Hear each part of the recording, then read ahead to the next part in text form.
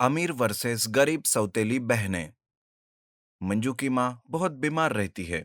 इस वजह से वो अपनी बहन को बुलाती है और कहती है, मेरी बहना, मैं अब कुछ ही दिनों की मेहमान हूँ। मंजू के पापा भी नहीं रहे और मेरी ये बीमारी, तुम मेरी मंजू का ख्याल रखना। अरे दीदी, आप कैसी बातें कर रहे हो?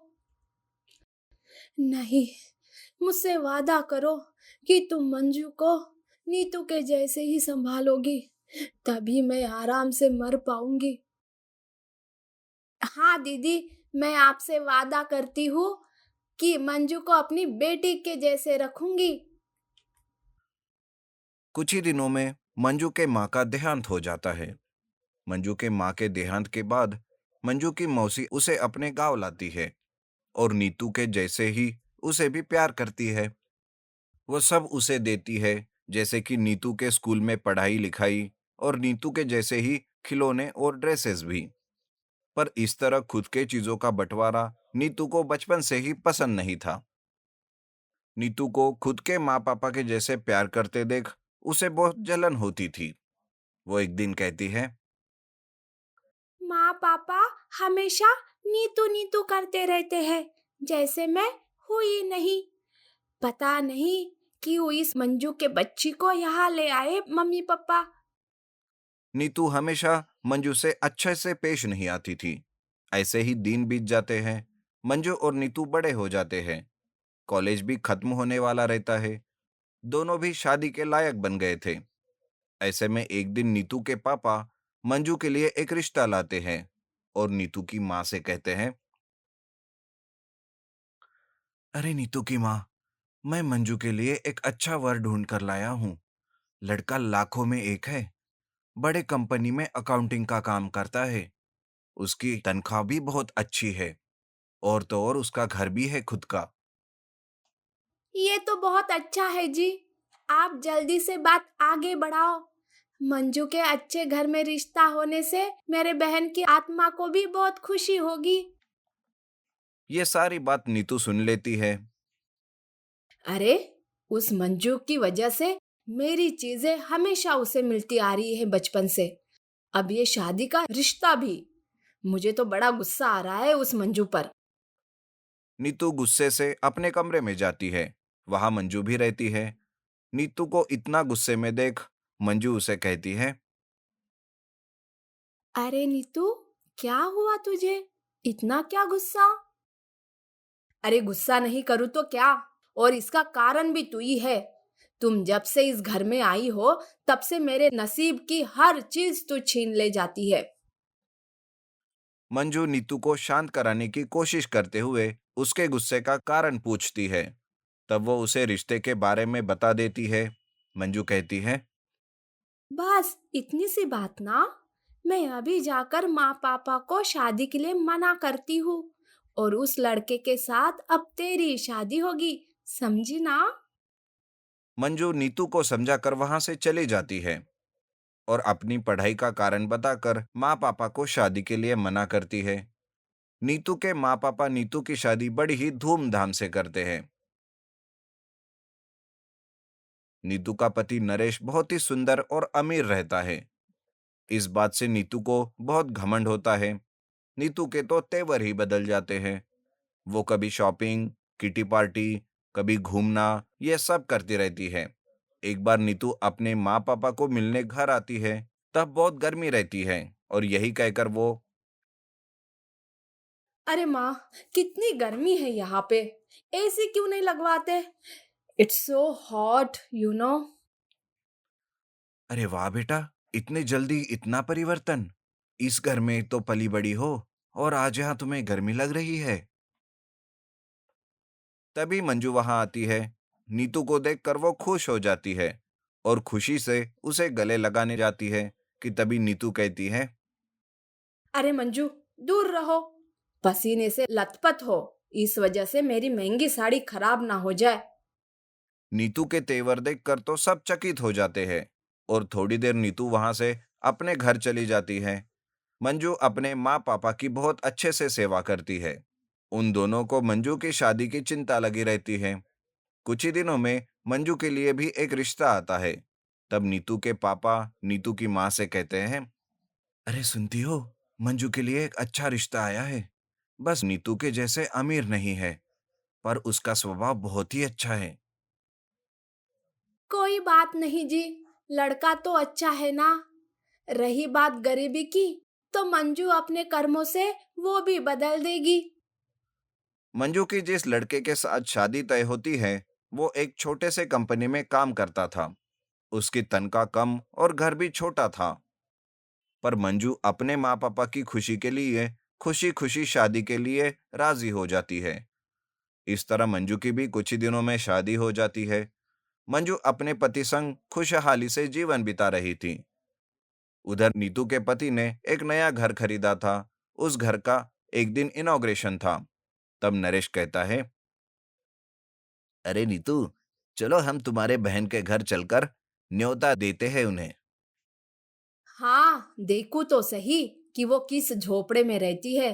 और हाँ, हम ना अपनी बड़ी वाली कार से जाएंगे। ऐसा कहकर दोनों भी अपनी कार के साथ मंजू के घर आते हैं। मंजू नीतू को देखकर बड़ी खुश हो जाती है और पहली बार मेरे घर में बहन आई इस ख्याल से उसका और उसके पति का आदर सत्कार करती है। मंजू का छोटा घर देखकर नीतू कहती है, अरे मंजू, तू क्या इस घर में रहती है? मेरी काम वाली बाई का तो इससे भी बड़ा घर है। मंजू चुपचाप सब बातें सुन लेती है पर कुछ नहीं कहती। हर बार नीतू मंजू को गरीबी के ताने मारती रहती है और थोड़ी ही देर में दोनों वहां से चले जाते हैं। तब मंजू का पति उसे कहता है, अरे मंजू, तुम्हारी बहन यहाँ न्योता देने आई थी कि हमें हमारे गरीबी के ताने मारने? अब मंजू, ये सब घर के काम छोड़ो और पढ़ाई करके कुछ बन के दिखाओ। महेश की बातों से मंजू गवर्नमेंट एग्जाम्स की पढ़ाई चालू करती है और मेहनत करके कलेक्टर बन जाती है। उधर नीतू के घर एक दिन कुछ ऑफिसर पुलिस के साथ आते हैं। पुलिस को देखकर नरेश भागने की कोशिश करता है, पर पुलिस नरेश को पकड़ ही लेती है। उसमें से एक ऑफिसर कहता है, अब कहाँ भाग के जाओगे? चलो, अब जेल में जाना है तुम्हें। अजी, ये सब क्या हो रहा है? आपके पति ने कंपनी में पैसों का घपला किया है। क्या? नरेश, क्या ये सच है? ये सब तो तुम्हारे लिए ही किया है। तुम्हें ही तो नई नई चीजें और महंगी चीजें चाहिए रहती थी। पुलिस नरेश को पकड़ ले जाती है। घर में जितना भी महंगा सामान, गाड़ियां, बैंक बैलेंस, वो सब जब्त कर लेते हैं। नीतू पूरी तरह से टूट जाती है और अपना सर पकड़ लेती है। उसका घमंड एक पल में ही टूट जाता है। इधर जब ये बात मंजू को पता चलती है, तब मंजू तुरंत पुलिस स्टेशन जाकर नरेश को छुड़ा लेती है और उसे घर ले आती है। जब नीतू नरेश को घर में देखती है, तो नरेश उसे सब बताता है। तब नीतू कहती है, मंजू, मुझे माफ कर दो। मैंने हमेशा तुम्हें नीचा दिखाने की कोशिश की, पर आज देखो, तुमने ही मेरी मदद की। और हाँ नरेश, मुझे भी माफ कर दो। आज से मैं तुम्हें कभी महंगी चीजों के लिए परेशान नहीं करूंगी। इस तरह से उस दिन से दोनों बहनें खुशी खुशी से रहने लगती है। Magical sand house. सोनापुर नाम का एक गांव था, जहां पर शिवा नाम का एक लकड़हारा अपनी बीवी और बच्चे के साथ रहता था। शिवा रोज जंगल जाकर लकड़ियां तोड़कर बाजार में बेचता था। मिले हुए पैसों से उसका घर चलता था।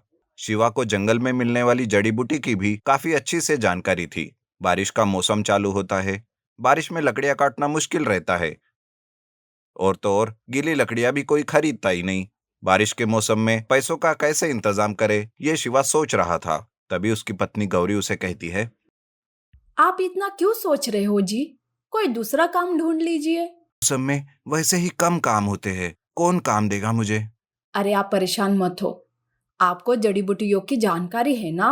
तो फिर आप जंगल जाइए, जड़ी बूटी तोड़कर लाइए। फिर उससे हम दवा बनाएंगे और बेचेंगे। हाँ, ये तो है।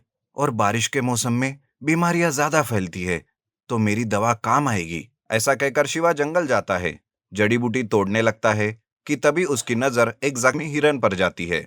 शिवा जल्दी से अपने पास से एक जड़ी बूटी निकालता है, वो उसका लेप बनाता है और हिरन के पैर पे लगाता है। देखते ही देखते हिरन चलने लगता है। और वहां से चला जाता है कि तभी एक जादुई रेत का घर प्रकट होता है। शिवा उसे देखता ही रहता है और सोच में पड़ जाता है। अरे, अभी तक तो यहाँ कुछ नहीं था, फिर ये रेत का घर यहाँ कैसे आया? और बारिश से बह भी नहीं गया। घर के अंदर जाके देखता हूँ। ऐसा कहकर शिवा रेत के घर के अंदर चला जाता है। तभी वहां से एक चमकती रोशनी बाहर आती है और कहती है, स्वागत है तुम्हारा शिवा, इस जादुई रेत के घर में। ये सब क्या है? मैं रोज जंगल में आता हूँ, पर मैंने कभी ये घर नहीं देखा। ये एक जादुई और मायावी रेत का घर है। जो कोई इस जंगल में किसी की मदद करता है, बस उसे ही ये दिखता है। अभी अभी तुमने उस जख्मी हिरन की मदद की थी, इसलिए ये रेत का घर तुम्हारे सामने प्रकट हुआ है। ये लो तुम्हारा इनाम। ऐसा कहकर शिवा को वो घर खजाना देता है। उसमें सोने के सिक्के होते हैं। शिवा खुश होकर वहां से चला जाता है और जैसे ही शिवा जाता है वो घर भी गायब हो जाता है। घर जाकर शिवा गौरी को सारी बातें बताता है। गौरी भी बहुत खुश हो जाती है। फिर वो सोने के सिक्के बाजार में बेचकर मिले हुए पैसों से वो आराम से रहने लगते हैं। शिवा भी काम करना छोड़ देता है। उसके मन में लालच पैदा होती है। एक दिन गौरी कहती है, अजी सुनो, क्यों ना फिर से जंगल में जाकर उस जादुई रेत के घर में जाओ, फिर से सोने के सिक्के लेके आओ ना। गौरी के कहने के मुताबिक शिवा जंगल जाता है। जंगल में वो जादुई रेत के घर को बहुत ढूंढता है, पर उसे कुछ नहीं मिलता। वो नाराज होकर घर वापस आता है। गौरी उसे कहती है, क्या हुआ? क्या वो जादुई रेत का घर नहीं मिला? अरे कैसे मिलेगा? मैं तो भूल ही गया था कि पहले उस जंगल में किसी की मदद करनी पड़ती है, तब जाकर वो घर प्रकट होता है। अच्छा, तो ये बात है। ठीक है, आप फिर से कल जंगल जाना। अरे फिर से क्यों जाना? तो क्या, पैसे खत्म होने के बाद क्या फिर से लकड़ियां तोड़ने का इरादा है आपका? जैसे मैं कह रही हूँ, बस वैसा कीजिए। ठीक है। दूसरे दिन शिवा फिर से जंगल जाता है। उसके पीछे पीछे गौरी भी जाती है, जो कि शिवा को पता नहीं होता। गौरी एक बूढ़ी औरत का भेष बदलकर जंगल जाती है और एक जगह कहारते बैठती है। पानी, पानी, पानी। शिवा यह सुनकर उस बूढ़ी औरत के पास आता है और उसे पानी पिलाता है। जैसे ही उसे वो पानी पिलाता है, वहां पर जादुई रेत का घर प्रकट होता है और गौरी भेष उतारकर खुश होती है। शिवा यह सब देखकर चकित होता है। अरे गौरी, तुम यहाँ कैसे? ये ठीक नहीं है गौरी, हम फंस जाएंगे। अजी छोड़ो ये सब, पहले चलो घर के अंदर। ऐसा कहकर दोनों घर के अंदर जाते हैं, पर जैसे ही वो दोनों घर के अंदर जाते हैं, वो घर गायब होता है और शिवा की पत्नी गौरी एक पुतला बन जाती है। शिवा रोने लगता है कि अब क्या किया जाए। तभी वो आवाज उसे फिर से सुनाई देती है, तुम्हारी पत्नी ने तो बस मदद करने का ढोंग किया था, इसलिए उसे यह सजा मिली। लालच में आकर उसने ये सब किया। मैं ऐसे लोगों के साथ यही करता हूँ। हमें माफ कर दो। आज के बाद हम ऐसा कोई काम नहीं करेंगे। हम ईमानदारी से अपना जीवन बिताएंगे। बस हमें एक बार माफ कर दो। शिवा रोते रोते गिड़गिड़ाने लगता है। शिवा को ऐसे रोता हुआ देख आवाज गौरी को माफ कर देता है और गौरी फिर से पहले जैसे बन जाती है और वहां से वो चले जाते हैं।